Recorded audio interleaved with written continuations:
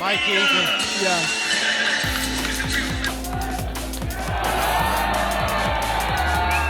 He's arguably one of the best fighters in the UK. He's easily the best now. Most decorated TIE fighter in Welsh history, really. I thought, who is this kid doing this to me? Because he was exceptionally good.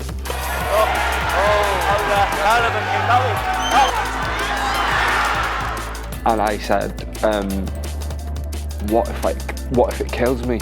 And he turns around to me and he goes, well, every day that you're here, you can do something about it. And if you can't, you enjoy yourself. And that's your two options. And I turned around to him, I said, fucking right. And that's the mentality that I basically maintained all the way through it, really. I had it in my mind that I was going to do this all along while I was in the hospital. So the minute that he said I could spar and things like that, I was like, right, this is where the road starts to get him back in the ring.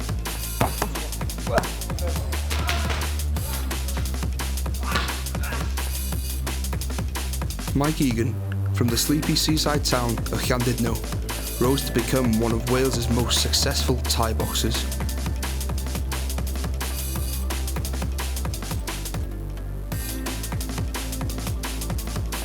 What drove this man to become a world champion in one of the toughest, most aggressive sports on the planet? And will battles outside of the ring bring an end to his illustrious career?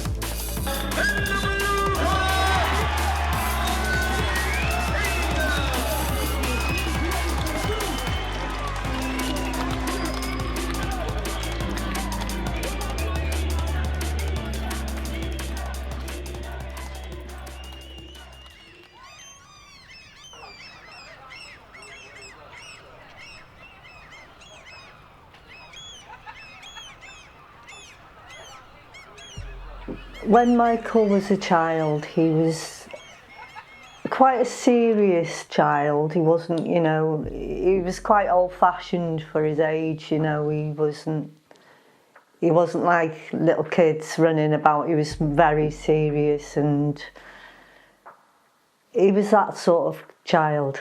We grew up on King's Road in Llandudno, and I think like the general opinion on King's Road is like it's a bit of a shithole, like it's a bit of a rough place.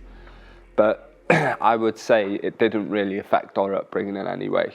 I feel like we were sheltered from it a fair bit with our parents, like, with like curfews of playing out and stuff like that. We weren't like let out like wild animals. And my cousins that lived on the street were pretty handy, so we were protected by them, really. Me, my brother and my cousin did a lot of karate as kids. We competed with that. I've got like, say, a handful of cousins that have competed in Thai boxing, trained by myself. And then also my nephews have done a little bit as well, trained by me. So we have a massive family and they like to scrap. He had to give up the karate because he got sick. He had an operation and he wasn't very well afterwards. So he had to give it up for a while because he couldn't do certain things. And then he got into the kickboxing when he was about 13, 14. And then he stuck with the kickboxing ever since. And I always remember watching the movie Bloodsport and seeing the Thai boxers compete in that and seeing the way they move and the rhythm that they fight with. And I always thought, oh, I'd love to have a go at that. So then I found a Thai boxing club one day and then I was buzzing to start it, and I've been doing that ever since, really. In September it'll be 20 years. The big massive step with Mike and his career, I believe, was obviously he was training with Eugene and then training with myself, sometimes in Russ Williams's. But I believe the big step was when he went training with Carl Ryan. It was the next gen then. And then you could just see leaps and bounds. Mikey was just leaving everybody for dust. Mike gained the nickname El Codo, Spanish for the elbow, due to his reputation for taking out fighters with crushing or spinning elbow strikes.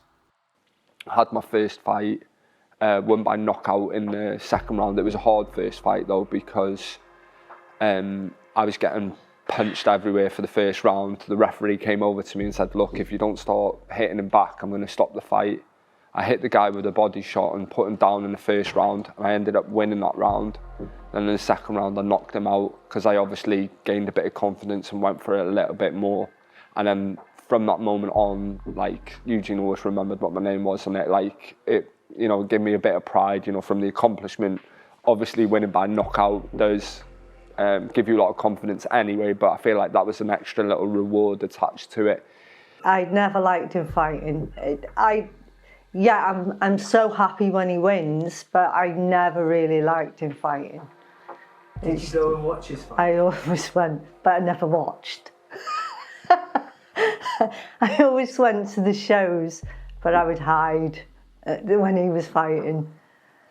Fast forward, like, I'm going to say maybe 50 or 60 fights. I picked up a lot of titles along the way.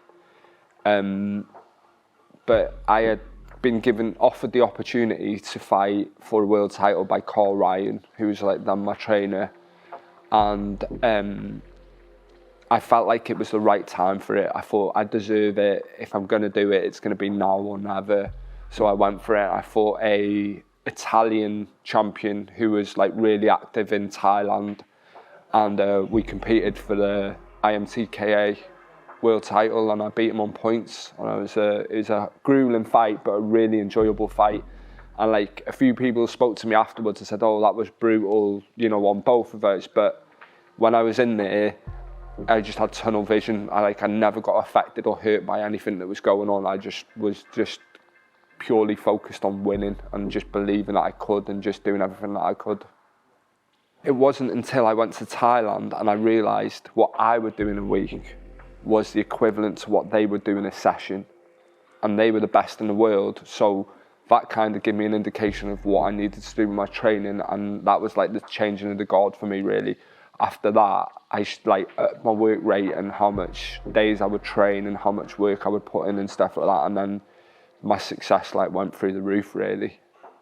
So this title here is the WBC National, and that was the equivalent to a British title with the WBC at the time. This belt is the International Challenge belt with the WBC. This belt here is my IMTKA world title that I won against that Italian lad, David Petrolini, I think his name was. That's the golden belt European title at the bottom. That was the WKA British title. This belt here is the ISKA Four Nations. I always wanted an ISKA belt. It's because it's the one that Tong Po rips in half on the Bloodsport movie. Well, when I defended that belt, I got given that hat. So that's I cherish that for that reason. To be a fighter, you have to have a certain amount of ego, because you're getting up and performing in front of hundreds or thousands of people. So when I'm running and I'm pounding the pavements, or I'm in the gym and I'm having a hard session, I'm thinking, get on with it, because you know how good it's going to feel when your hand gets raised and everyone's thinking that you're the champ or you're the man. So get on with it, knuckle down, keep pushing.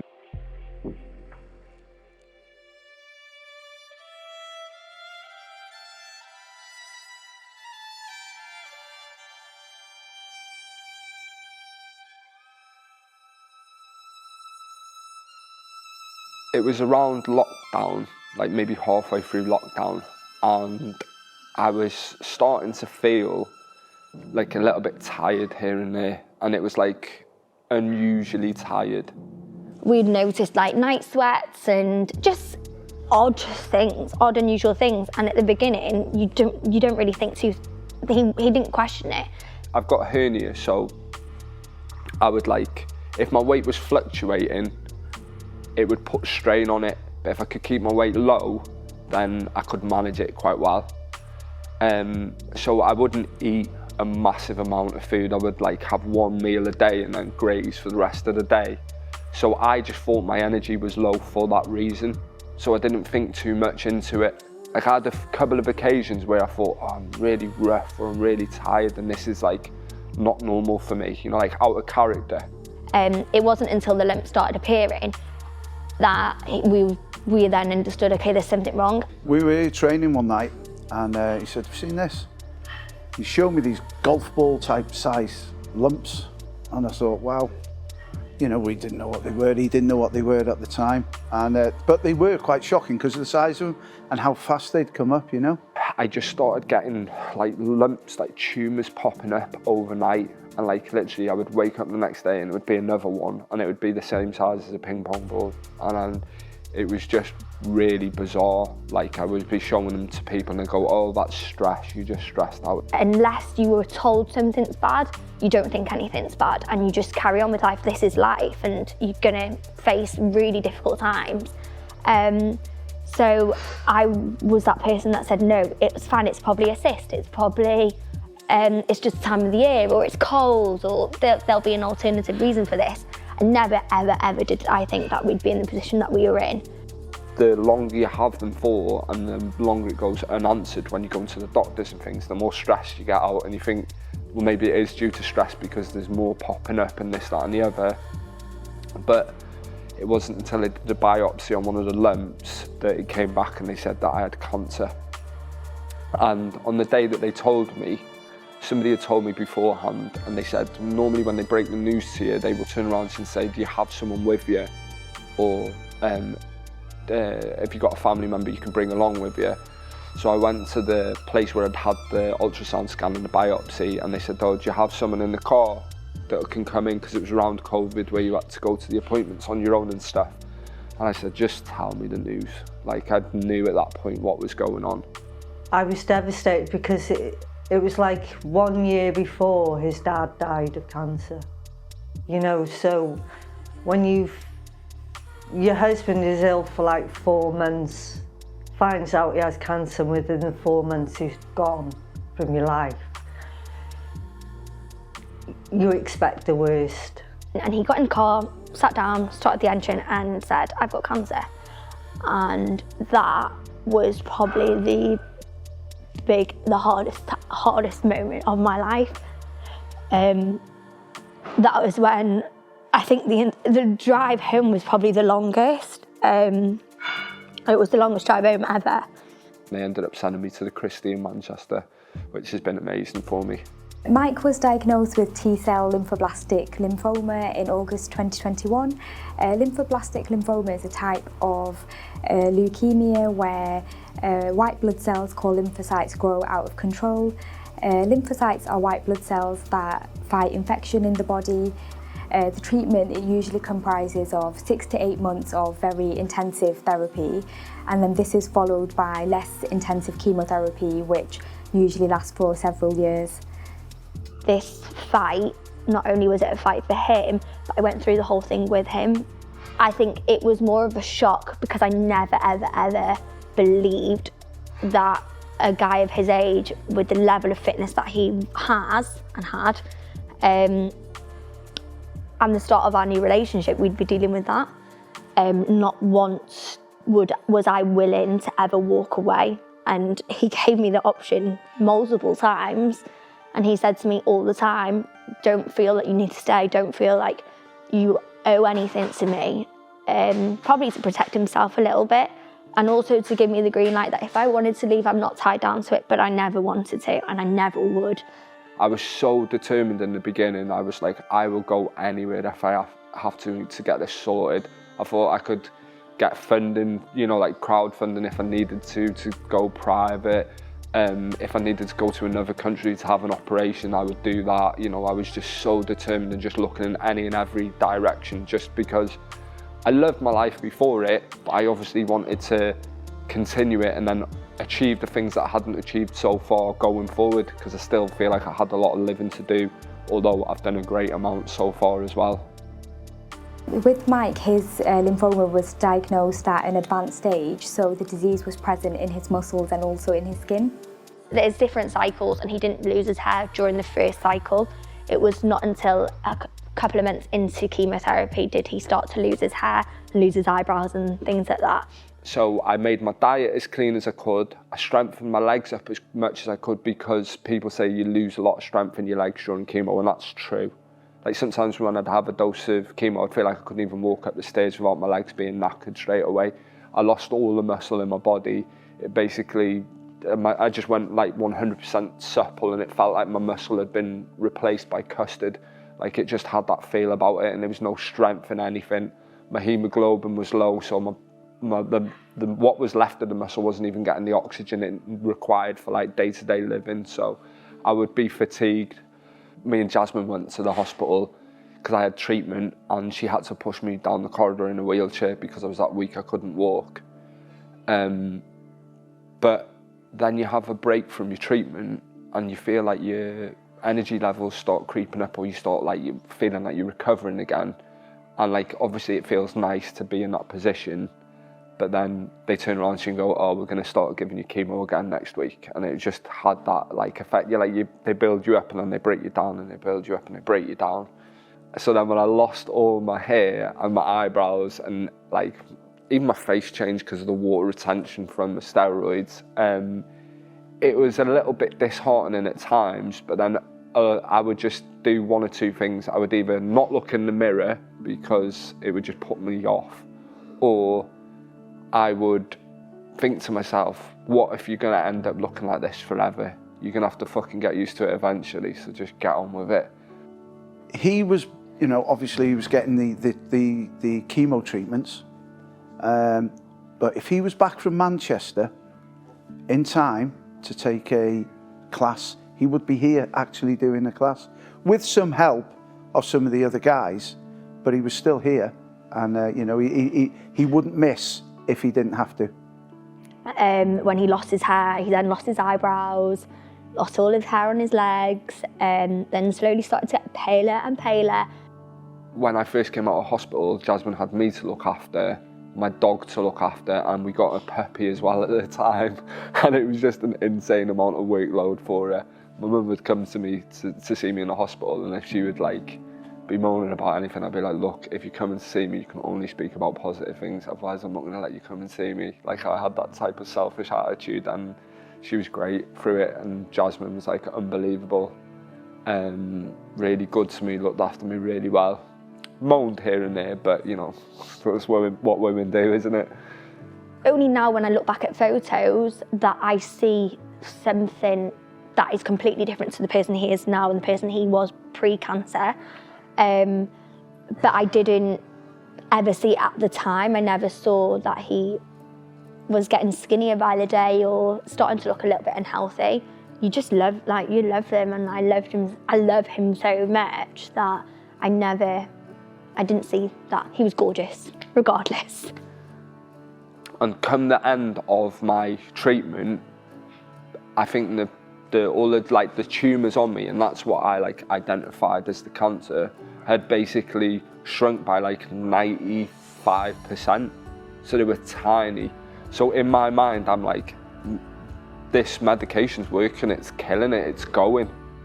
I was like maybe my 3rd month of treatment, I was feeling a little bit run down off it, you know, like we're starting to feel a little bit defeated by it. And I thought to myself, I need some good news here, like I'm getting fed up with this now. And then they phoned me up and they said I was in full remission, like full metabolic remission, and that was after like 3 months of treatment. Mike responded really well to his first cycle of treatment, and he was able to achieve a remission. This means that when we looked for evidence of active disease, we couldn't find any. To other people, it's like, okay, yeah, he's rang the bell, he's better, Mike's healthy again. But he's not better, he's not 100% healthy again. He still has to continue with chemotherapy. Gave Jasmine a hug and had a little cry and said I haven't got cancer anymore, so I was like buzzing. And then I went out for a pizza and a glass of wine to celebrate. Even when he finishes treatment, we will still continue to monitor and support him. So we'll just work together as a team to try and enable him to carry on doing what he loves. Despite still technically being in recovery, and while still receiving regular lumbar puncture injections and reduced doses of chemotherapy medication, as well as having 2 hernias, Mike has decided to get back into the ring once again. During my treatment and during things, like it takes a lot out of you. Like your body changes massively, it knocks you, this, that and the other. And I feel like it's an opportunity to prove to myself that it hasn't taken anything from me. and that's like, it's just for myself really, you know, for my own confidence and things like that. And just to like as well show other people that it's not a death sentence, like you can have a normal life after it and things like that. I have to do whatever it takes to win. That was it, like just my mentality the whole time. I think I'm going to break every bone in my body if I have to win this fight, as long as I win, because that's what matters more than anything else. Like, probably having that type of attitude helped me going into my treatment and stuff. I don't like the thought of him getting back in the ring, but life's too short. You've got to do what you want to do. If boxing's what it is, then you have to do it.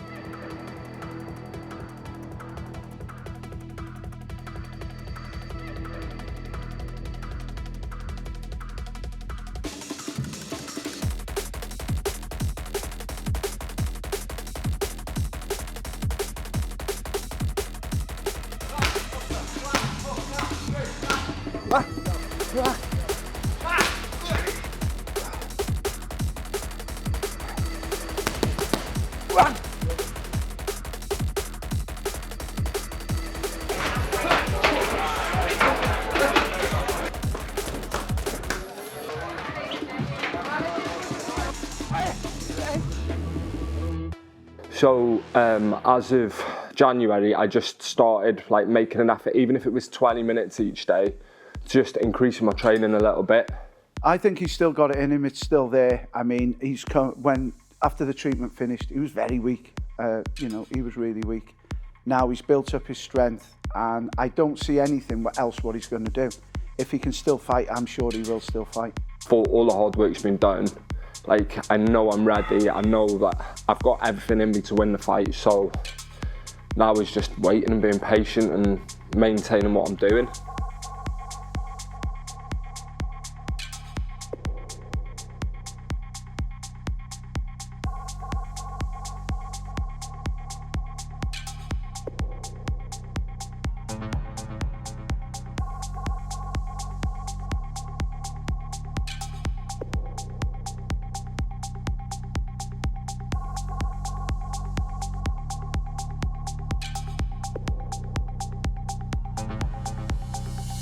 The question on everybody's lips is, should Mike be fighting again?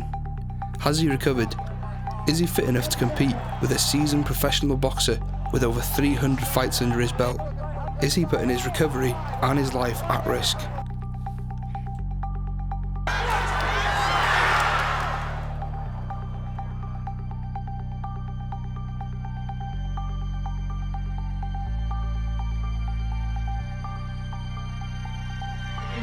His opponent, fighting out of the red corner.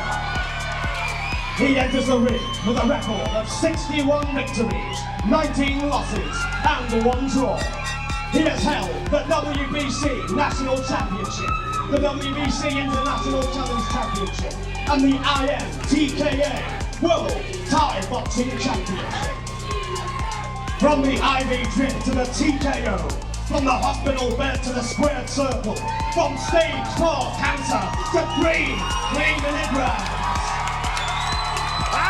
Ladies and gentlemen, the recovery, the resurgence, the comeback of the Indestructible, the Immortal, Muay, Eagan!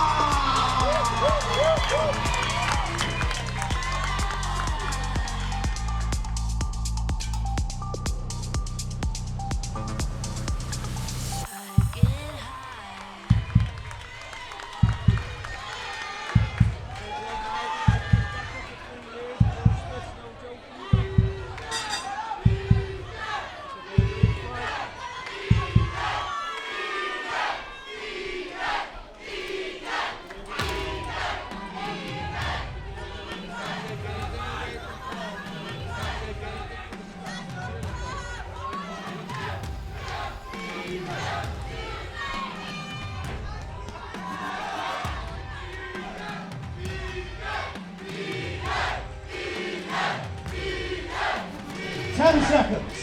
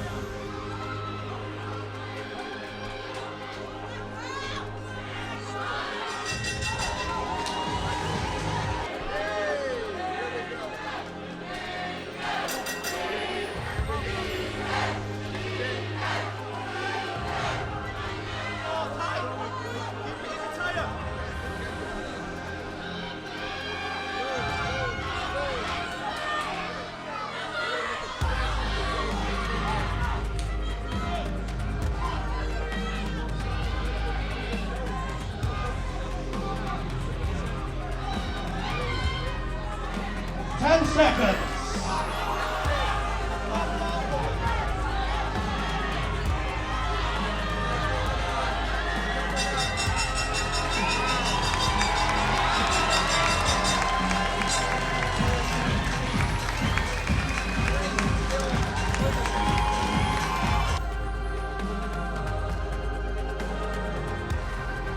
One winner, and the judges have reached a unanimous decision.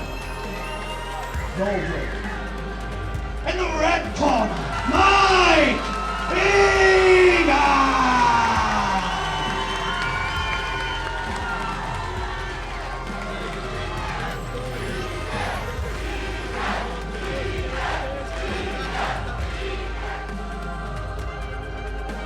What's next for Mike Egan? He's a gym owner, trainer of the next generation of fighters in North Wales, and a promoter of some of the biggest events in the area.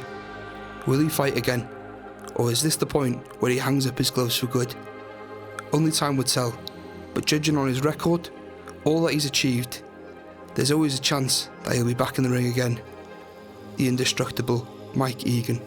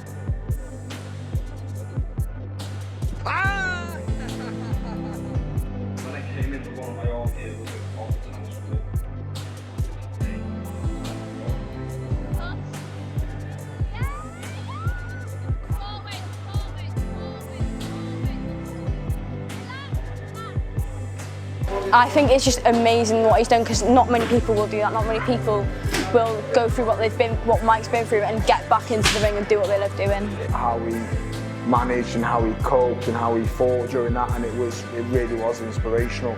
He's done everything for me, trained me all the way up to national level. He's holding the Welsh title. Couldn't really ask him to do anything more, to be honest. My heart, my soul goes out to him. We love him to death.